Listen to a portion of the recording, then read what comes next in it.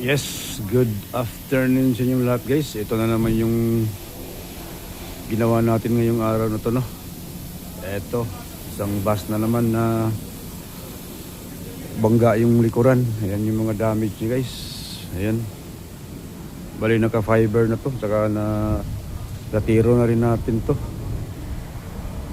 Medyo malamig yung panahon ngayon dito guys. Kaya fiber na muna yung ginamit natin. Ayan. Ito na primer na natin to dito. Wasak din to dito guys. Ito kailangan na natin patuyuin, kaya gumamit tayo ng heat gun. Tutuyuin na lang natin yung mga yan, yung may mga tama.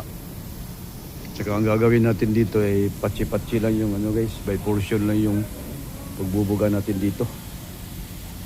Dito portion lang, huwag na nating buuin to. Diyan portion lang. Kailangan natin kunin yung kulay nito. Bali magmi-mix lang tayo ng kulay na kaparehan nito. Kasi ang white na to guys ay 058 lang naman na white to. Tapos haluan natin ng konting dilaw na chrome yellow para makuha natin yung kulay niyan. Para hindi natin mabuo. Bali patching lang kung saan lang yung portion guys. Yun lang yung titirahin natin. And guys, pinasilip ko lang sa inyo. Maraming salamat. And God bless us all.